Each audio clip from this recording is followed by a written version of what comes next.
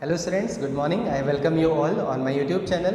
My name is Vishnu Gupta and this session is for class 11th and we are studying Animal Kingdom in this session.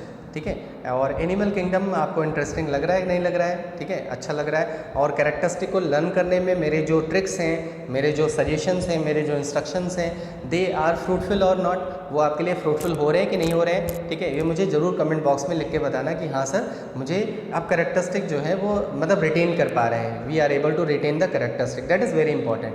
ठीक है, rotting the characteristic that will not be permanent with you. ठीक है, वो आपके साथ permanent नहीं रहेगा। आप आज पढ़ रहे हो कि फिर जब हम नेक्स्ट चैप्टर स्टार्ट कर देंगे तो आपको क्या लगेगा कि यू फॉरगेटन एवरीथिंग। तो जो लोग रटेंगे, ठीक है, वो सब भूल जाएंगे। हमें रटना नहीं है, हमें थोड़ा सा ट्रिक लगानी है, ठीक है, और हमें थोड़ा सा समझना है, जिससे हमें 70 से 80% कैरेक्टरिस्टिक हमेशा हमारे दिमाग में रहेंगे। ठीक है, तो in animal kingdom we have completed the porifera. हम लोगों ने पोरीफेरा कंप्लीट कर रखा है। बिफोर गोइंग अहेड, ठीक है, मोटिवेशन बहुत ज़रूरी है। ठीक है, देखो मैंने कितनी अच्छी लाइन लगा ली है आपके लिए। हर सूर्यास्त हमारे जीवन में एक दिन कम कर देता है। ठीक है, जब भी एक डे ख़त्म होता है, सनसेट होता है, तो हमारी लाइफ से एक दिन ख़त्म हो जाता है। ठीक है, लेकिन नेक्स्ट डे व्हेन सूर्योदय, मतलब फिर से जब सनराइज़ होता है, तो क्या होता है कि जब सनराइज़ होता है, जब सूर्योदय होता है, तो वो हमारे लिए एक आशा भरा एक नया दिन लेके आता है। ठीक है, तो और उस दिन में हमें यही सोचना चाहिए कि जो कल चला गया उसके बारे में नहीं सोचना है, जो प्रेजेंट डे है आपका उसके बारे में सोचना है कि वो कैसे आप अच्छा कर सकते हो, उसको कैसे फ्रूटफुल बना सकते हो। जो आपने कल सीखा, आज आपको उससे ज़्यादा सीखना है। ठीक है, जिसके अंदर ये थॉट आ गई कि आज हमें कुछ नया सीखना है, कुछ नई चीज़ें करनी है। ठीक है, और देखो learning is a ongoing process. ठीक है, लर्निंग हमेशा होनी चाहिए, तो आपको रोज़ डेली कुछ ना कुछ सीखना है। ठीक है, जितने भी स्टूडेंट्स बायोलॉजी लिए हैं 11th में, ठीक है, देखो इस टाइम अगर आप देखो तो बायोलॉजी ही बायोलॉजी है। ठीक है, कहीं कुछ और नहीं है। इस पेंडेमिक में, ठीक है, लोगों ने क्या देखा, सबसे ज़्यादा इम्पॉर्टेंट, आप बताओ कौन सा प्रोफेशन सबसे ज़्यादा इम्पॉर्टेंट है इस टाइम पे? डॉक्टर्स, हेल्थ वर्कर्स सबसे ज़्यादा इम्पॉर्टेंट है। आप इस फील्ड की इम्पॉर्टेंस यहीं से समझ सकते हो, है कि नहीं इम्पॉर्टेंट? बहुत ज़्यादा इम्पॉर्टेंट है हमारे लिए। ठीक है, तो यहाँ से हमें क्या है कि अगर हम थोड़ा सा भी अवेयर हो जाएं, 11th से ही अगर स्टूडेंट्स थोड़ा सा अंदर से मोटिवेटेड हो जाएं, थोड़ा सा इनकरेज अपने आप को करने लगें, अपने टारगेट को सेट कर लें, तो कंफर्म है 12th के बाद they don't require any coaching. उनको बहुत ज़्यादा किसी कोचिंग की, बहुत ज़्यादा इस तरह के कोई बहुत ज़्यादा फैसिलिटीज़ की ज़रूरत नहीं पड़ेगी। ठीक है, लेकिन स्टूडेंट्स को क्या लगता है, वो 11th में थोड़ा बहुत ऐसे ही पढ़ता है। ठीक है, 12th में आते आते उसके बोर्ड्स आ जाते हैं, उसमें ज़्यादा इन्वॉल्व हो जाता है, फिर उसको वो सारी चीज़ें करने में, रिकवर करने में 1 या 2 साल लग जाते हैं। ठीक है, और 1-2 साल जैसे ही लगते हैं फिर पेशेंस लूज़ करने लगता है। ठीक है, तो ये बहुत इंपॉर्टेंट है आपकी लाइफ में। ठीक है, जितने भी स्टूडेंट्स बायोलॉजी लिए हैं वो पूरी तरह से कॉन्फिडेंट रहें। और आप प्रेजेंट सिनेरियो में देखो, कोई और देखो, एक कोई डॉक्टर है तो वो एडमिनिस्ट्रेशन भी कर सकता है। ठीक है, वो चीज़ों को कंट्रोल भी कर सकता है, वो लोगों की हेल्प भी कर सकता है, हेल्थ में भी ध्यान दे सकता है, और वो एडमिनिस्ट्रेशन भी वहाँ पे उसका भी रोल कर सकता है। तो दोनों डुअल फंक्शनिंग रोल हो गया हमारा, समझ में आए? ठीक है, तो मैं तो यही जानता हूँ कि देखो जब तक दुनिया रहेगी तब तक डिजीज़ेज़ आती रहेंगी। ठीक है, डिजीज़ेज़ बढ़ती रहेंगी, प्रॉब्लम्स बढ़ेंगी, हेल्थ प्रॉब्लम बढ़ेंगी, और हेल्थ प्रॉब्लम को दूर करने के लिए हम क्या हैं, हम डॉक्टर्स को डेवलप करेंगे। ठीक है, और आप लोग डॉक्टर्स बनेंगे। ठीक है, इसी मोटिवेशनल कोट के साथ स्टार्ट करते हैं सेशन को और देखते हैं आज कौन सा टॉपिक हम लोग पढ़ेंगे। Before going to the next phylum, I am just going to rewind you. ठीक है, मैं आपको थोड़ा सा रिव्यू दे देता हूँ ऑफ द पोरीफेरा के बारे में थोड़ा सा पहले बता देता हूँ, फिर आगे बढ़ते हैं। ठीक है, पोरीफेरा के बारे में मैंने बताया था कि how you are going to learn the characteristic of the porifera के कैरेक्टरिस्टिक कैसे लर्न करेंगे। ठीक है, ये आ जाओ, ये पोरीफेरा के कुछ पिक्चर्स मैंने लगाई थी प्रीवियस वीडियो में। देखो, सबसे पहला कैरेक्टरिस्टिक किसके बेसिस पे बताना है? नाम के बेसिस पे बताना है। ठीक है, पोरीफेरा मतलब पोर्स, कितने टाइप के पोर्स होते हैं? अपने आप से क्वेश्चन पूछो। जिस दिन अपने आप ने टॉपिक से आपने खाना खा रहे हो, आपको याद आ गया, अच्छा पोरीफेरा पढ़ा था, पोरीफेरा में पोर्स क्यों होते हैं, अपने आप से पूछो। ठीक है, पोर्स क्यों होते हैं? अरे भाई, पोर्स होते हैं वाटर को इनटेक करने के लिए। अच्छा, कितने टाइप के पोर्स होते हैं? 2 टाइप के पोर्स होते हैं, ऑस्टिया एंड ऑस्कुलम। ऑस्टिया के थ्रू वाटर आता है, ऑस्कुलम के थ्रू ठीक है। ये जो वाटर आया और निकल गया इसी को बोलते हैं वाटर कैनाल सिस्टम, ठीक है। जो पोरीफेरा होते हैं आपने एक कैरेक्टरिस्टिक याद कर लिया। कौन सा कैरेक्टरिस्टिक याद कर लिया कि सेसाइल होते हैं, दे कैन नॉट मूव। अब मूव नहीं कर सकते तो अपने आप से पूछो यार मूव नहीं कर सकते तो फूड कैसे लेते होंगे? वाटर कैनाल सिस्टम से। अच्छा, एक्सक्रीशन कैसे करते होंगे? उसी के हेल्प से करते होंगे। रेस्पिरेशन कैसे करते होंगे? उसी के हेल्प से करते होंगे। समझ में आया नहीं है? तो कितना ईजी हो गया कि वाटर कैनाल सिस्टम से सारी चीज़ें कंप्लीट हो रही हैं। अब जब वाटर के through the food comes in the body तो there is a cavity in the sponge that is known as spongocoel. मैंने आपको बता रखा है ना पूरी बायोलॉजी में जहाँ पे भी सील वर्ड आ जाए COEL, ठीक है, इसका मतलब ये होता है कैविटी। तो स्पंजोसील मतलब स्पंज के अंदर जो कैविटी है that is known as spongocoel, ठीक है। उसमें जब फूड आ जाएगा तो वहाँ पे सेल्स लगी होती हैं जिनको हम कॉलर सेल्स बुलाते हैं। मैंने एक स्लाइड ये डायग्राम मैंने बता दिया था आपको, इसमें कॉलर सेल्स लगी होती है, जिसमें फ्लैजिला लगी होती है। They trap the food with the help of the flagella. Flagella की हेल्प से फूड को वहाँ से कैप्चर कर लेते हैं और उसका इंट्रा सेलुलर डायरेशन हो जाता है, ठीक है। विद इन द सेल्स के अंदर डायरेशन हो जाता है। समझ में आया? तो इस तरह से इनका डाइजेस्टिव सिस्टम चलता है। क्लियर है? उसके बाद इनको प्रोटेक्ट करने के लिए इनके बॉडी पे स्पेक्यूल्स होते हैं, ठीक है, वेरी इंपॉर्टेंट, जो स्पॉन्जिन फाइबर के बने होते हैं, ठीक है। क्योंकि मूव तो कर नहीं सकते तो अपने आप को प्रोटेक्ट कैसे करेंगे, डिफेंसिव कैसे होंगे? यही एक ऐसे ही एनिमल है जिनके पास कोई नर्वस सिस्टम नहीं होता, याद रखना, ठीक है। इसको लिख लेना, ये मैंने कहीं पे पॉइंट्स में ऐड नहीं किया था, लेकिन यही एक ऐसा फाइलम है, मतलब यही एक ऐसे एनिमल्स हैं जिनके पास कोई सेंस ऑर्गन्स नहीं होते हैं, ठीक है। तो इस तरह से पोरीफेरा के बारे में था।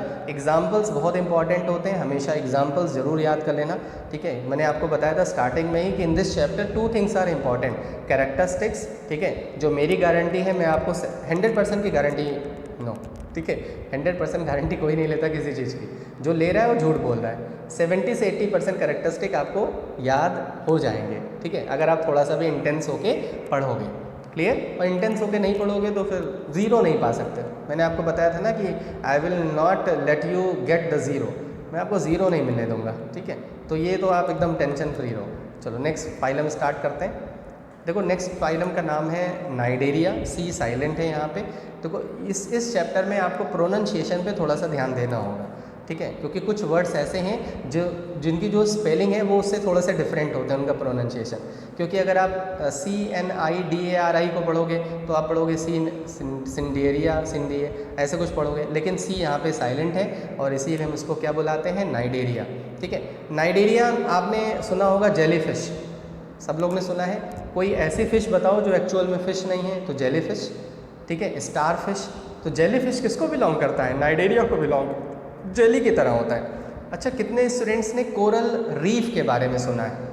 ज़रा मेरे को बताना कि कितने लोगों ने कोरल रीफ, न्यूज़पेपर में कभी कभी निकलता है कोरल रीफ, ठीक है, मुझे को बताना रहेगा कमेंट बॉक्स में कि how many students know about the coral reef. तब मैं बताऊंगा आपको बाद में, अभी मैं आगे वीडियोस में भी बता दूंगा कि रीफ क्या, मतलब कोरल रीफ्स क्या होते हैं, ठीक है। आगे बढ़ते हैं। ये कुछ मैंने पिक्चर्स लगा दी हैं क्योंकि हमारा दिमाग हमेशा पिक्चर्स में ही सोचता है। तो सबसे पहले जब आप पिक्चर्स देखोगे, हाँ ऐसे कुछ एनिमल्स के बारे में स्टडी करने जा रहे हैं, ऐसा लग रहा है ये एनिमल उड़ रहा है, लेकिन ये उड़ नहीं रहा है, ये स्विम कर रहा है, वाटर में होते हैं। तो वाटर में कोई उड़ता थोड़ा ना है, वाटर में तो स्विम करते हैं, फ्री लिविंग, फ्री स्विमिंग कर रहे हैं। ये एकदम फ़ैन की तरह दिख रहा है, ठीक है, ऐसा दिख रहा है जैसे कोई फ़ैन हो, ठीक है। ये कोई एकदम फ्लावर की तरह दिख रहा है, जैसे लग रहा है कोई फ्लावर है, एक्चुअल में फ्लावर नहीं है, ये क्या है, एनिमल्स हैं, ठीक है। तो एक चीज़ यहाँ से जानने को मिल गई, पोरीफेरा में आपने क्या पढ़ा था कि वो सेसाइल होते हैं, they are stationary, they can not move from one place to another place. लेकिन ये जो एनिमल पढ़ने जा रहे हो, देख रहे हो, ये स्विमिंग कर रहा है, इसका मतलब है it can move from one place to another place. तो एक चीज़ तो आपको पिक्चर ही देख के क्लियर हो गई कि डिफरेंस मिल गया कि पोरीफेरा और जो फाइलम आप पढ़ने जा रहे हो उसमें क्या डिफरेंस है, ठीक है। तो I am adhere with my points, जो मैंने आपसे वादा किया था कि पहला कैरेक्टरिस्टिक आप नाम के बेसिस पे बता सकते हो। तो इस फाइलम के दो नाम हैं, ठीक है, इस फाइलम के दो नाम होते हैं। एक नाम होता है सीलेंटेरेटा। अब देखो फिर से आपके लिए प्रॉब्लम आ गई, ठीक है, आपको क्या है, यहाँ पे वर्ड आ गया सील, COEL, तो यहाँ O साइलेंट है, ठीक है। तो प्रोनाउंसिएशन कैसे करना है, सीलेंटेरेटा, ठीक है। अब देखो आप कैसे बोलोगे, सीलेंटेरेटा, TERETA, टेरेटा, ठीक है। तो आप कभी नहीं बोलोगे TERATA, टेरेटा। तो सीलन, अभी मैंने थोड़ी देर पहले बताया ना कि जहाँ पे भी आपको कौन सा वर्ड दिख जाए, सील, COEL, उसका मतलब ये होता है क्या, एक कैविटी, ठीक है। और सीलेंटरेटा इसीलिए नाम ही पड़ गया, इसके अंदर एक कैविटी होती है जो हॉलो होती है, खोखली होती है, ठीक है। बिकॉज ऑफ द हॉलो गट, जो इसका गट होता है वो हॉलो होता है, ठीक है, उसमें कोई पार्ट्स वगैरह नहीं लगे रहते, इसीलिए इसका नाम क्या पड़ गया, सीलेंटरेटा। सीलेंटरेटा का मतलब क्या हो गया, हॉलो गट। क्लियर है। तो पहला कैरेक्टरिस्टिक इसके नाम पे। दूसरा भी नाम है जो नाइडेरिया, इसके दो नाम हैं, ठीक है। जैसे आप लोग के बहुत लोग के दो नाम होंगे ना, ठीक है, तो घर में बुलाने हैं चिंटू मिंटू ऐसे बुलाते हैं ना, तो इसके भी दो नाम हैं, एक सीलेंट्रेटा और एक नाइडेरिया, ठीक है। सीलेंट्रेटा क्यों बुला रहे हैं, क्योंकि इसके पास हॉलो गट होती है, सीलेंटरॉन मतलब ही होता है हॉलो गट। अब देखो नाइडेरिया क्यों बुला रहे हैं, इनके पास एक सेल्स होती हैं जिनका नाम होता है नेमेटोसिस्ट, ठीक है। इन सेल्स का नाम क्या होता है, नेमेटोसिस्ट। ये सेल्स क्या होती हैं, फूड को कैप्चर करने में हेल्प करती हैं। अगर आप इस डायग्राम में, ये डायग्राम मैंने लगा दिया है, देखो ये जो सेल्स हैं यही है नेमेटोसिस्ट, ठीक है। इस कंडीशन में, ए वाली कंडीशन में नेमेटोसिस्ट जो है वो बंद है, ठीक है। जो सेल्स हैं वो क्या है, बंद है। और वहीं पे अगर दूसरी कंडीशन देखो तो ये खुल गई, और ये देखो एकदम हंटर की तरह है, जैसे हंटर लोग ऐसे ऐसे बांधे रहते हैं, जैसे कोई किसी को मारना होता है ऐसे हंटर से मारते हैं, ठीक है। तो ऐसे यहाँ पे भी है, ये सेल्स इनके टेंटिकल्स में लगी होती हैं। टेंटिकल्स मतलब होते हैं जो कांटे, इनके हेड पे कुछ टेंटिकल्स होते हैं, उन्हीं टेंटिकल्स में ये सेल्स प्रेजेंट होती हैं, जिनको हम क्या बुलाते हैं, नाइडोब्लास्ट। इन्हीं सेल्स को क्या बुलाते हैं, नाइडोब्लास्ट, ठीक है। और इन्हीं नाइडोब्लास्ट की वजह से इनका नाम क्या पड़ गया, नाइडेरिया, ठीक है। तो अगर आपको पहला कैरेक्टरिस्टिक लिखना है तो क्या लिख सकते हो, they are having hollow gut, इनके पास हॉलो गट होती है, and they are having a cells that is known as cnidoblast. इसी को नेमेटोसिस्ट भी बुलाते हैं और इसी को और क्या बुलाते हैं, cnidoblast. And because of the presence of cnidoblast they are known as cnidaria. तो I am adhere with my वादा, ठीक है, मैंने प्रॉमिस किया था उसके साथ मैं एडहेयर हूँ। ये पहला कैरेक्टरिस्टिक आपको नाम पे ज़रूर बताना है, ठीक है। तो पहला कैरेक्टरिस्टिक ये हो गया क्लियर कि इनके पास स्टिंग। अब सबसे पहले समझ लो कि जो टेंटिकल्स होते हैं वो क्या होते हैं। ये जो आपको बीच में दिख रहा है, ये जो छोटे छोटे ऐसे दिख रहे हैं, ठीक है, ये जो दिख रहे हैं एकदम हेयर की तरह, वो टेंटिकल्स हैं। टेंटिकल्स मतलब होते हैं कांटे टाइप के होते हैं, ठीक है, और इन्हीं में सेल्स लगी होती हैं। तो जैसे ही कोई प्रे आके बैठता है, प्रे मतलब इनका शिकार जब आके बैठता है, ठीक है, तो ये उनकी जो सेल्स होती हैं नेमेटोसिस्ट, वो ऐसे ब्लास्ट होती हैं और उसमें से हंटर टाइप की जो फ्लैजिला होती है वो निकलती है और फूड को कैप्चर कर लेती है। समझ में आया, ठीक है। बढ़ते हैं आगे, क्लियर हो गया होगा, ये पहला पॉइंट क्लियर हो गया। अब आ जाओ नेक्स्ट पॉइंट पे। देखो एक तो ये इनका हॉलो गट दिख रहा है, ये दिख रहा है ना आपको येलो कलर का, यही है गैस्ट्रो, मतलब जो हॉलो गट होती है, डाइजेस्टिव कैविटी है, तो ये हॉलो होती है। क्लियर। यहाँ पे एक पार्ट होता है जिसका नाम होता है हाइपोस्टोम। हाइपोस्टोम अभी आगे मैंने नोट मतलब अपने कैरेक्टरिस्टिक में लिख रखा है, ठीक है। हाइपोस्टोम कहाँ पे होता है, जहाँ पे माउथ है ना उसी के ऊपर, इसी माउथ के ऊपर क्या होता है, हाइपोस्टोम। जैसे हमारे लिप्स होते हैं, ठीक है, lips is equal to hypostome. अपनी बॉडी पार्ट से कोरिलेट करके पढ़ो, ज़्यादा समझ में आएगा।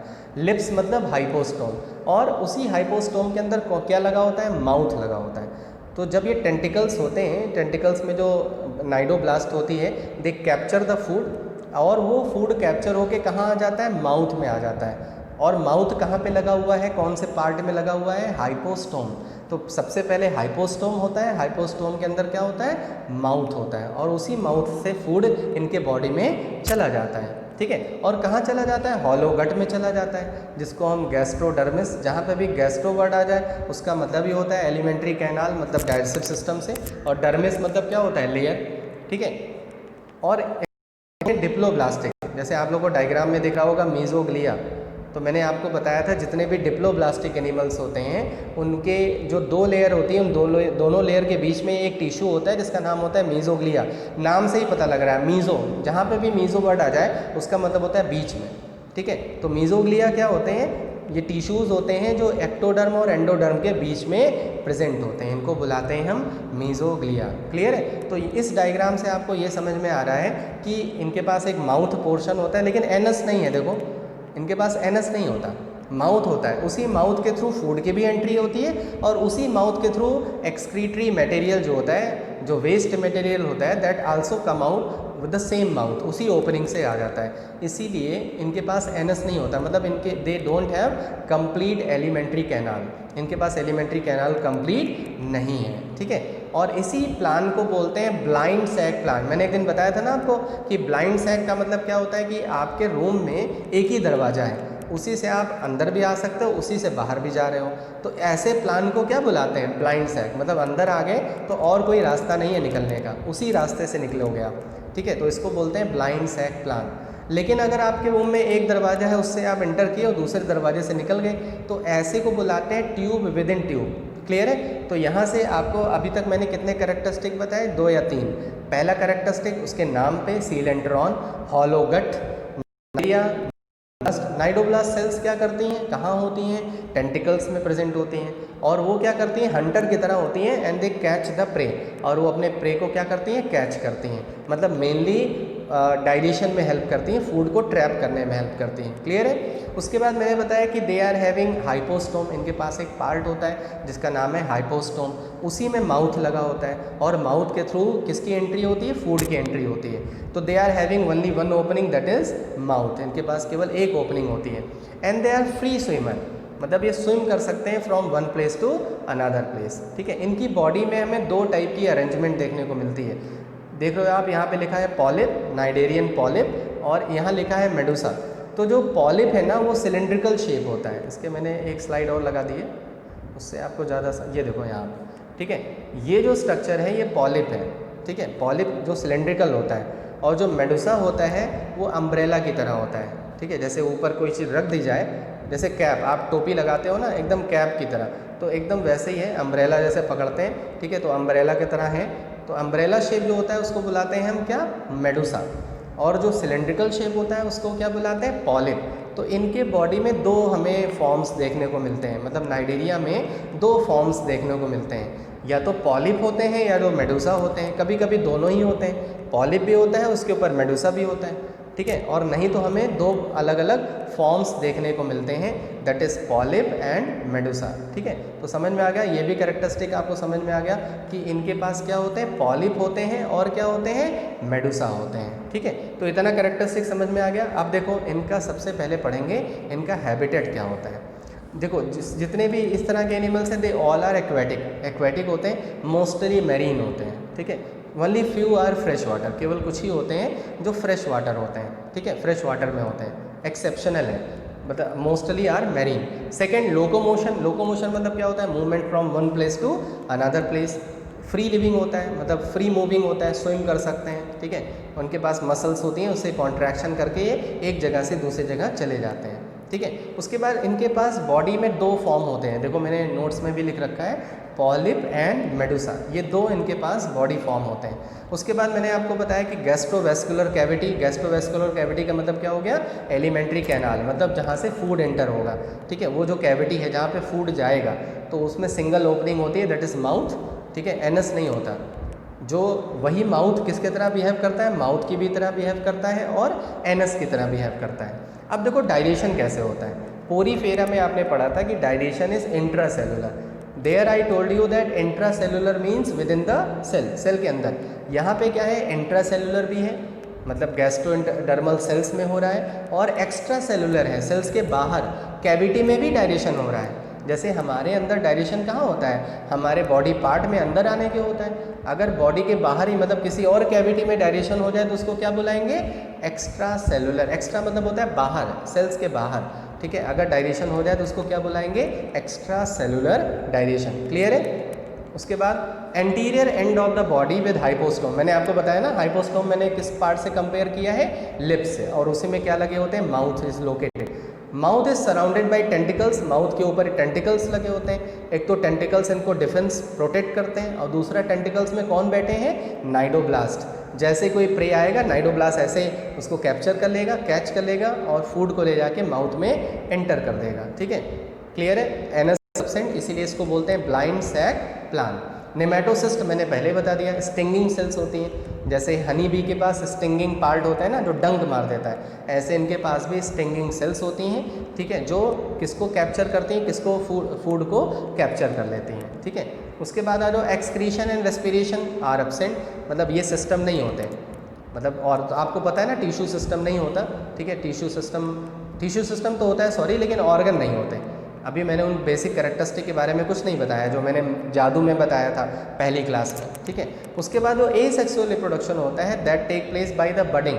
आपने 10th में पढ़ रखा है खूब अच्छे से कि हाइड्रा में क्या होती है, बडिंग। तो हाइड्रा किसका एग्जाम्पल है, सीलेंट्रेटा का एग्जाम्पल है, ठीक है, मल्टी सेलुलर होते हैं, ठीक है, और इसमें कौन सा प्रोसेस होता है, बडिंग होता है। तो asexual reproduction take place by the budding, ठीक है। अभी मैं एक पिक्चर मैंने यहाँ पे लगा रखी है, उसके थ्रू मैं आपको समझा दूंगा कि how they reproduce sexually and asexually, ठीक है।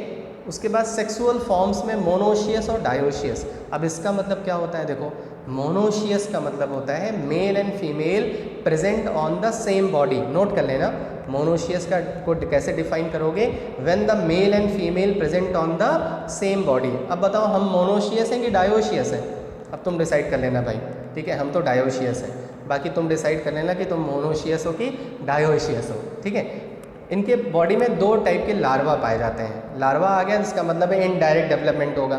प्रीवियस वीडियो में मैंने बताया था कि इनडायरेक्ट डेवलपमेंट क्या होता है, जैसे हमारे ह्यूमन में क्या होता है कि जाइगोट बनता है, जाइगोट से एम्ब्रियो, और मतलब बेबी का फॉर्मेशन डायरेक्ट होता है, कोई इंटरमीडिएट स्टेज नहीं आती। ऐसा नहीं होता कि पहले ऐसा बेबी प्रोड्यूस होता है जिसमें कोई पार्ट ही नहीं है, फिर धीरे धीरे वो, ऐसा नहीं होता, ठीक है। इनमें क्या होता है, इंटरमीडिएट स्टेजेस आती हैं, डायरेक्ट एडल्ट नहीं बनता, सबसे पहले लार्वल बनता है, ठीक है।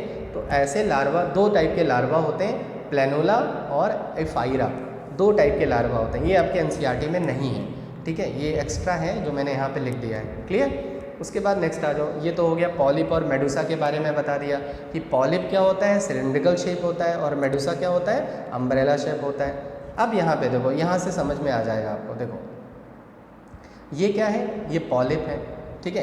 पॉलिप में कौन सा प्रोसेस हो रहा है, देख सकते हो, बडिंग हो रहा है। इसको मैं थोड़ा सा नीचे कर दे रहा हूँ, ये ठीक है। पॉलिप में कौन सा क्या हो रहा है, बडिंग हो रहा है। अगर आपको 10th वाला डायग्राम याद होगा तो अगर ये हाइड्रा का डायग्राम है तो ऐसे बड आ जाता था, याद है, ठीक है। ये बड यहाँ से डिटैच हो जाता था, अलग हो जाता था, और एक नया इंडिविजुअल बना लेता था। जब बड यहाँ से डिटैच होगा, ठीक है, तो ये बनाएगा क्या, ये बनाएगा मेडुसा। इसका मतलब है कि जो मेडुसा का फॉर्मेशन हो रहा है वो कैसे हो रहा है, बडिंग के थ्रू। और बडिंग किस टाइप का रिप्रोडक्शन होता है, एसेक्सुअल। इसका मतलब है कि जो मेडुसा बन रहा है वो कैसे बन रहा है, एसेक्सुअली बन रहा है। फिर मेडुसा में गैमीट्स होते हैं, मेल गैमीट और फीमेल गैमीट, ये 2 टाइप के गैमीट प्रोड्यूस करता है, ठीक है। हो सकता है कि मेल गैमीट कोई और प्रोड्यूस करे, ऐसा भी हो सकता है क्योंकि डायोशियस कंडीशन में होते हैं, ठीक है। तो मेल और फीमेल गैमीट दोनों मिलके फर्टिलाइजेशन करते हैं। फर्टिलाइजेशन के बाद क्या बन जाता है, जाइगोट। जाइगोट के बाद ब्लास्टुला, ये एम्ब्रियोनल स्टेज होती है, ठीक है। उसके बाद देख सकते हो ये प्लेनुला, प्लेनुला आ गया कि नहीं आ गया। तो प्लेनुला क्या है, एक लार्वा है, ठीक है। और यही लार्वा बाद में क्या बना लेता है, पॉलिप बना लेता है, समझ में आए। तो इस तरह से आपको यहाँ पे इस फ्लो चार्ट में, इस डायग्राम में क्या दिख रहा है कि पॉलिप कैसे रिप्रोड्यूस कर रहा है, एसेक्सुअली रिप्रोड्यूस कर रहा है, और मेडुसा कैसे रिप्रोड्यूस कर रहा है, सेक्सुअली। तो अगर पॉलिप से मेडुसा बन रहा है तो कौन सा रिप्रोडक्शन हो रहा है, एसेक्सुअल। और जब मेडुसा से पॉलिप बन रहा है तो कौन सा रिप्रोडक्शन हो रहा है, सेक्सुअल रिप्रोडक्शन हो रहा है। समझ में आ गई बात, ठीक है। तो ये हो गया। अब नेक्स्ट पे पढ़ते हैं। मैंने इसलिए पिक्चर मैंने लगा दी, ठीक है, ताकि आपको एकदम अच्छे से समझ में आ जाए, यहाँ और अच्छे से समझ सकते हो, ठीक है। देखो ये जो पॉलिप है, पॉलिप में कौन सा रिप्रोडक्शन हुआ, एसेक्सुअल रिप्रोडक्शन हुआ। एसेक्सुअल रिप्रोडक्शन करके इसने एक वो बनाया लार्वा, जिसका नाम क्या है, ईफाइरा।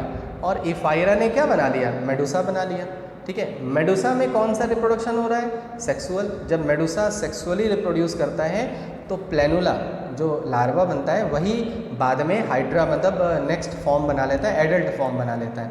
तो कहने का मतलब क्या है कि जो पॉलिप है वो मेडुसा कैसे बना रहा है, एसेक्सुअली बना रहा है, और जो मेडुसा है वो पॉलिप कैसे बना रहा है, सेक्सुअल रिप्रोडक्शन के थ्रू बना रहे हैं, ठीक है। तो इस तरह से आपको 2 बॉडी फॉर्म का अरेंजमेंट समझ में आ गया कि पॉलिप है तो पॉलिप से मेडुसा बनेगा, और मेडुसा से क्या बन जाएगा, पॉलिप बन जाएगा।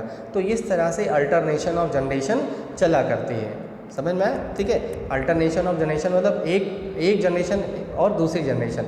एक जनरेशन क्या है, पॉलिप है, दूसरा क्या है, Medusa, polyp Medusa, polyp Medusa. इस तरह से ये लाइफ साइकिल इनकी चला करती है, ठीक है। क्लियर हो गया।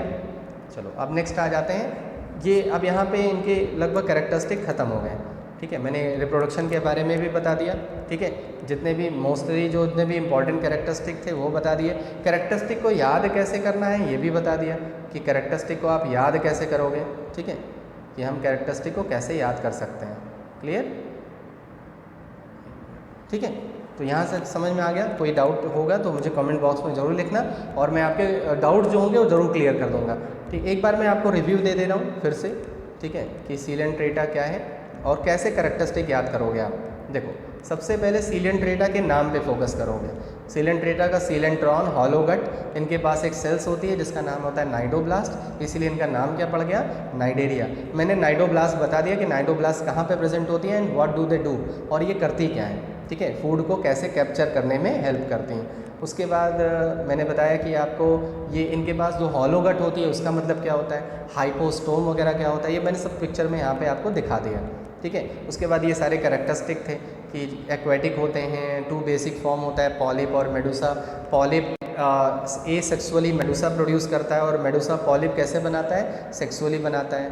ठीक है, डायरेशन कैसा होता है? इंट्रासेलुलर और एक्स्ट्रा सेलुलर दोनों होता है। उसके बाद हाइपोस्टोम कहाँ प्रेजेंट होता है? एनस नहीं होता है, इसलिए इसको ब्लाइंड सैक प्लांट बोलते हैं। नेमेटोसिस्ट बता दिया। एक्सक्रीशन, रेस्पिरेशन, ये सब के लिए कोई ऑर्गन्स नहीं होते, क्योंकि इनका जो लेवल ऑफ ऑर्गेनाइजेशन है वो कैसा होता है? टिश्यू लेवल ऑफ ऑर्गेनाइजेशन होता है। पॉलिप एंड मेडुसा के बारे में बता दिया और इनमें रिप्रोडक्शन कैसे होता है ये भी बता दिया। ठीक है, इस तरह से। अब आ जाओ एग्जाम्पल्स पे। कुछ एग्जाम्पल्स मैंने यहाँ पे लगा दिए हैं। ठीक है, अब और इन एग्जाम्पल्स के बारे में थोड़ा सा अमेजिंग फैक्ट है, इसीलिए मैंने इन एग्जाम्पल्स को अच्छे से यहाँ पे लिख रखा है। आपके एनसीईआरटी में जब आप पढ़ोगे तो आपके इन एग्जाम्पल्स के ब्रैकेट में इनका कॉमन नेम लिखा होगा। जैसे सबसे पहला है फिजेलिया, सबसे पहला एग्जाम्पल है फिजेलिया। फिजेलिया को बोलते हैं पुर्तगीज़ मैन ऑफ वॉर। ठीक है, आपके एनसीईआरटी में लिखा है पुर्तगीज़ मैन ऑफ वॉर। अब क्वेश्चन आया कि यार पुर्तगीज़ मैन ऑफ वॉर क्यों बुलाते हैं? देखो, the name comes from a Portuguese worship. ये जो नाम आया तो पुर्तगीज़ में एक वॉरशिप यूज़ होती थी।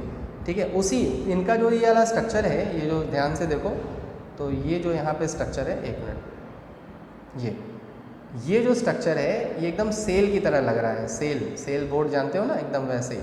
ठीक है, तो इनका जो ये स्ट्रक्चर एकदम ऐसे ही पुर्तगीज़ में जो वॉरशिप होती थी, जो लड़ाई लड़ने के लिए जो शिप का यूज़ करते हैं, ठीक है, उनका भी शेप ऐसे ही ट्रायंगुलर होता है। समझ में? इसीलिए इनका नाम पड़ गया क्या? Portuguese man of war. मतलब वहाँ की जो शिप्स यूज़ होती थी उनके अकॉर्डिंग इनका भी शेप होता है, इसलिए इनका नाम पड़ गया पुर्तगीज़ मैन ऑफ वॉर। ठीक है, नेक्स्ट एग्जाम्पल आ जाओ, कोरल्स। ठीक है, कोरल्स के बारे में मैंने बताया, सब लोग बताएंगे मेरे को, तब मैं नेक्स्ट सेशन में आपको बताऊंगा कि कोरल रीफ क्या होते हैं। कोरल्स होते हैं, कोरल्स इंपॉर्टेंट रीफ बिल्डर्स होते हैं। ये रीफ बनाते हैं, मतलब जो कैल्शियम कार्बोनेट डिपॉजिट होता है ओशन वगैरह में वो बनाते हैं। ठीक है, तो कोरल्स जो होते हैं इनकी जो लेयर होती है उसमें कैल्शियम होती है और यही कैल्शियम कार्बोनेट को सेक्रीट करते हैं, कैल्शियम कार्बोनेट को सेक्रीट करते हैं। तो जो ओशन में जो नीचे लेयर होती है वो वाइट कलर की होती है, मतलब उनका जो कैल्शियम की वजह से उनका कलर वैसे होता है। लेकिन पॉल्यूशन की वजह से वो जो कलर है वो क्या हो जा रहा है, उसका जो ब्लीचिंग हो रही है उसको बोलते हैं कोरल रीफ ब्लीचिंग। ठीक है, ब्लीचिंग समझते हो ना? ब्लीच मतलब होता है कलर का उड़ जाना, ब्लीचिंग पाउडर आपने जानते होंगे। ठीक है, जो कलर को भी उड़ा देता है, तो वहाँ पे क्या हो रहा है, उसकी ब्लीचिंग हो रही है। ठीक है, तो कोरल्स मतलब क्या हो गए, ये बिल्डर्स हैं। किसके बिल्डर्स हैं? रीफ के बिल्डर्स हैं। ये क्या सेक्रेट करते हैं? Calcium carbonate. ठीक है, इनको हम बुलाते हैं कोरल्स। नेक्स्ट आ जाओ, गर्गोनिया। आपके बुक में लिखा होगा गर्गोनिया को सी फैन बुलाते हैं। अब आप इस पिक्चर में देख सकते हो कि सी फैन क्यों बुलाते हैं। देख सकते हो कि इस तरह से फ़ैन की तरह स्ट्रक्चर है, एकदम फ़ैन की तरह दिख रहा है, इसीलिए हम इसको क्या बुलाते हैं? सी फैन बुलाते हैं। उसके बाद ये देखो, नेक्स्ट है जिसका नाम है पेनाटुला। अब पेनाटुला को क्या बुलाते हैं? सी पेन बुलाते हैं, पेन की तरह। देखो अगर ध्यान से तो एकदम जैसे पुराने के ज़माने में लोग ऋषि मुनि यूज़ करते थे लिखने के लिए, एकदम वैसे नहीं दिख रहा है, तो इसीलिए इसको बुलाते हैं सी पेन। क्लियर है? तो साइंटिफिक नेम और उसका कॉमन नेम क्या है और क्यों है ये मैंने यहाँ पे बता दिया आपको। ठीक है, कुछ और एग्जांपल्स हैं जैसे हाइड्रा, आप जानते ही हो, Obelia, Aurelia. Aurelia is a scientific name of the jellyfish. Jellyfish का जो साइंटिफिक नेम है वो क्या है? ऑरेलिया। सी एनीमोन, सी एनीमोन एकदम फ्लावर की तरह दिखते हैं, ये लिख रखा है, ठीक है। तो ये इनको हम कह सकते हैं एक्वेटिक फ्लावर्स होते हैं, सी एनीमोन, इनके ऊपर टेंटिकल्स लगे होते हैं, ठीक है। तो इस तरह से नाइडेरिया सीलेंट्रेटा कंप्लीट हो गया। कोई डाउट होगा तो कमेंट बॉक्स में ज़रूर लिखना, I will clear your doubts मैं ज़रूर क्लियर करूँगा।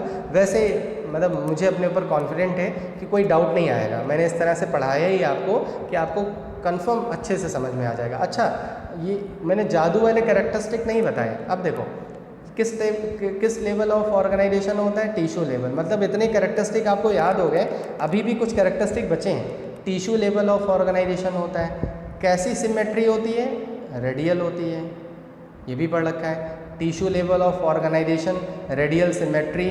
उसके बाद क्या था, डिप्लोब्लास्टिक, ये कैसे होते हैं, डिप्लोब्लास्टिक, ठीक है, इसको ऐड कर लेना भाई, ठीक है। ये सब जादू वाले कैरेक्टरिस्टिक हैं, डिप्लोब्लास्टिक। और लास्ट है एसीलोमेट, मतलब इनके बॉडी में कोई बॉडी कैविटी नहीं होती है। हॉलोगट होती है, hollow gut is different from the body cavity, ये मैंने पहले के वीडियोस में बता रखा है, ठीक है। तो ये 4 कैरेक्टरिस्टिक और हो गए, क्या क्या हो गया, tissue level of organisation, radial symmetry, acoelomate and diploblastic. Clear है, ठीक है। तो इस तरह से सीलेंट्रेटा कंप्लीट हो गया, और hope so that you understood well. And like button पे जरूर प्रेस करना। If you haven't subscribe my channel, please subscribe the channel and disseminate, और लोगों तक इसको स्प्रेड करो, जिससे उनको ये भी पता लगे कि you can study the biology in a different way, there is no need to rote. Clear. तो I am completing this session को मैं यहीं पे कंप्लीट कर रहा हूँ। And stay at your home, stay safe. जय हिंद, जय भारत, गुड बाय।